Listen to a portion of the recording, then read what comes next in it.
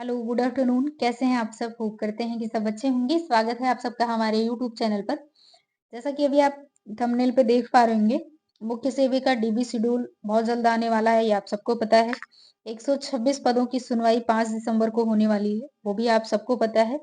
और बचे पदों पर जो सेकंड लिस्ट है, इसका काफ़ी मैसेज आप लोगों को आ रहा था, उसके बारे में भी बात करेंगे।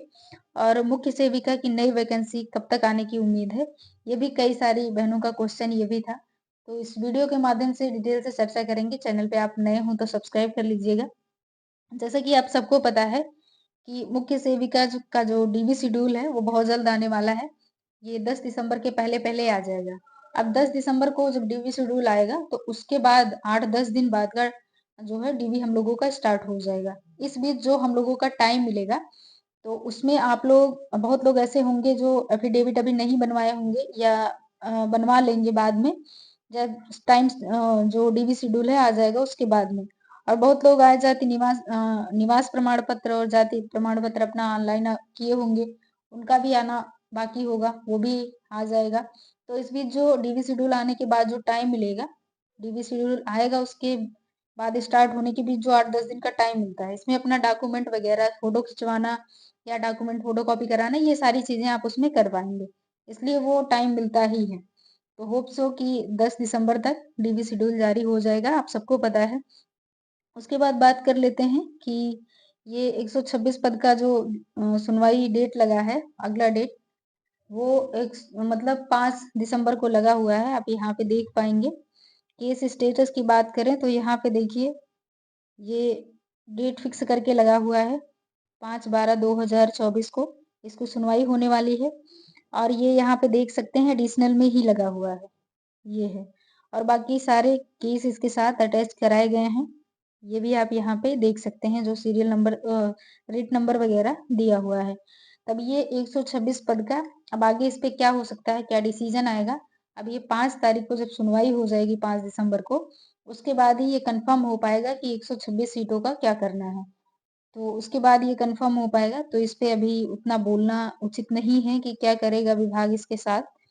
और बाकी अभी जो 126 पद को ले लीजिए या फिर आप कहें कि जो सीटें घटाई गई है, मान लीजिए जो 2500 सीटें थी, 2567 सीटें बची थी, उसमें भी कुछ पद ऐसे हैं, मान लीजिए 128 सीटें तो निकाल ही दीजिए, क्योंकि आप यहाँ पे देख पा रहे होंगे ये सीटें जो हैं यहाँ पे 138 सीटें थी पहले पहले जो नोटिफिकेशन आया था उसमें, तो उसको घटा करके 128 सीटें बची थी, इसमें से घटा दिया गया था।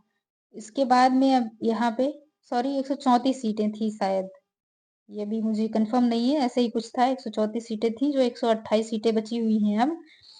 तो अब इसमें उपलब्ध अभ्यर्थी ही नहीं है, पात्र अभ्यर्थी ही इसमें पाए नहीं गए हैं। और ये उत्कृष्ट खिलाड़ियों का अब आप लोगों का ये था कि जो सेकंड लिस्ट आएगी, जो सीटें बचेंगी, चाहे वो 126 वाला हो या इसमें से जो सीटें बचेंगी, तो उस पे सेकंड लिस्ट आने के क्या चांसेस हैं। तो 126 के बारे में भी बात करना थोड़ा-सा मुश्किल है, क्योंकि अभी 5 दिसंबर को जब सुनवाई हो जाए, तो उसकी आगे क्या प्रक्रिया रहेगी, क्योंकि विभाग को भी जवाब लगाना है उन लोगों की, संविदा वालों की सैलरी देने के लिए। तो वो अपना क्या इस पे स्टैंड लेते हैं, जब 5 तारीख को सुनवाई हो जाएगी उसके बाद ही उस पे बोलना ठीक रहेगा। कुछ क्लू मिल जाएगा कि हाँ, ये चीज़ें आगे बढ़ सकती हैं। और बाकी जो बोल रहे हैं कि सेकंड लिस्ट आने की, तो सेकंड लिस्ट आने में मतलब ये जो आप यहाँ पे देख पा रहे हैं, ये श्रेणियों में जो बच्चे बुलाए गए हैं, कट ऑफ जो जारी करी गई है, उसमें पात्र अभ्यर्थियों की संख्या है उतना कि वो मतलब उसी में से चूज़ कर लेंगे बच्चों को, इतना पर्याप्त संख्या में वो बुलाए ही हैं। तो इनमें तो मुझे लगता है कि सेकंड लिस्ट आने से मुश्किल है कि सेकंड लिस्ट आए। बाकी अगर ये वाला आप 37 श्रेणी वाला देखें अगर, तो इसमें सेकंड लिस्ट आने की चांसेस रहेंगे। क्यों रहेंगे? क्योंकि आप यहाँ पे देख पा रहे होंगे जो एफिडेविट जो सॉरी जो ये प्रमाण पत्र इन बच्चों ने लगाए होंगे, जैसे उत्कृष्ट खिलाड़ियों का हो गया, फ्रीडम फाइटर हो गया या फिर ये दिव्यांगजन वालों में हो गया, जिन बच्चों ने लगाए होंगे अपना सर्टिफिकेट लगाया होगा, वो कब का है, जो इन्होंने माँगा है वो मान्य है या नहीं है, उनके पास जो उपलब्ध है, उन्होंने यस तो कर दिया, अब देखना ये होगा डीबी के बाद ही ये पता चल पाएगा कि जो इन्होंने अपने डॉक्यूमेंट डीबी में दिखाए, क्या वो वैलिड हैं या नहीं है। जिस टाइम पीरियड के इनको चाहिए, क्या वो उस टाइम पीरियड के हैं या नहीं है। जैसे मान लीजिए ईडब्ल्यूएस का है, तो एक टाइम बाउंड किया गया है कि इसी के बीच का होना चाहिए। तो इस तरीके से इसी में आप देख पाएँगे कि अगर ऐसा होगा तो इसी में सेकंड लिस्ट आ सकती है, इसी की। बाकी इसके पहले जो और आप यहाँ पे सामान्य श्रेणी वाला देख सकते हैं, यहाँ पे ये पूरा।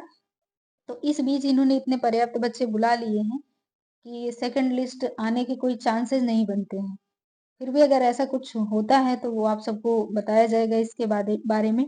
और अगला आप लोगों का क्वेश्चन ये था कि मुख्य सेविका की नई वैकेंसी कब तक आ सकती है? अगर सेकंड लिस्ट आने के कोई चांसेस नहीं बनते हैं तो जो नई वैकेंसी आने की उम्मीदें हैं, वो कितनी हैं लगभग और कब तक हैं? तो जैसा कि आप सबको पता है कि अभी आपने अप्रैल और मई के महीने में देखा होगा कि जो ये मुख्य सेविका थी, उनको आंगनबाड़ी से मुख्य सेविका बनाया गया है, प्रमोट किया गया है। हर डिस्ट्रिक्ट में आपने लोगों ने देखा होगा, पेपर में भी निकला था। तो ऐसे वो प्रमोट करके सीटें भर लेते हैं। उसके बाद इतने दिनों के बाद 2006 या 2005 की बात करें, उसके बाद से इसमें कोई वैकेंसी नई आई नहीं थी कि परीक्षा के आधार पे जो है मुख्य सेविका की वैकेंसी फिलअप कराई गई हो या मुख्य सेविका कैंडिडेट सेलेक्ट किए गए हों। इस तरीके का कोई हुआ नहीं था। जो भी हुआ था वो आंगनबाड़ी से प्रमोट होके भरी गई हैं सीटें। तो अब देखना ये होगा कि पहली वैकेंसी ये फिलअप हो रही है, जो एग्जाम बेस पे हो रही है। उसके बाद में अब इसके चांसेस बन सकते हैं कि ये तो अभी 25 तक इसको फुलफिल कराएँगे। बहुत अगर जल्दी कराएँ तो मान लीजिए अप्रैल तक जॉइनिंग की उम्मीदें हैं। तो अब देखना ये है कि ये जॉइनिंग कराने के बाद जो सीटें बचती हैं, सीटें तो बचेंगी ही, पर्याप्त मात्रा में बचेंगी, ये तो कन्फर्म है। अपने में से 126 सीटें अगर उन्हें नहीं देते हैं संविदा वालों को या कुछ भी करके किसी भी कंडीशन में सीटें बचती हैं तो 138 सीटें आप यहाँ पे देख पा रहे होंगे। 138 सीटें सॉरी 138 सीटों को ना अगर कहा जाए तो 128 सीटें आप इसको मान सकते हैं। ये 128 सीटें ये और ये 126 सीटें ये आपकी।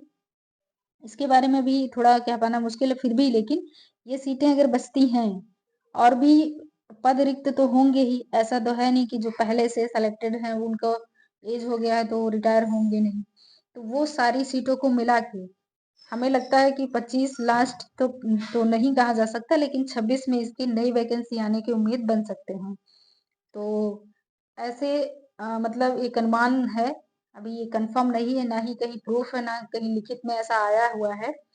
तो मुझे लगता है कि अब स्टार्ट हो गया है ये भरने का, कि मतलब एग्जाम बेस पे ही लिए जाते हैं, लिए जाने स्टार्ट हो गए हैं। हम लोगों का सिलेक्शन होने के बाद अब जितनी सीटें इसमें बचेंगी या फिर जितनी सीटें और खाली होंगी, वो दोनों सीटों को मिला करके 2026 में आप उम्मीद कर सकते हैं कि वैकेंसी नई इसकी आ सकती है। तो ये होप सो कि आप हमारी बात समझ पा रहे होंगे। जिन बहनों ने ये क्वेश्चन किया था, वो अब इस बात को लेकर के संतुष्ट हो गए होंगे, थोड़ा आइडिया लग गया होगा। तो एक छोटी-सी जानकारी थी। मिलते हैं किसी नेक्स्ट अपडेट के साथ, तब तक के लिए धन्यवाद।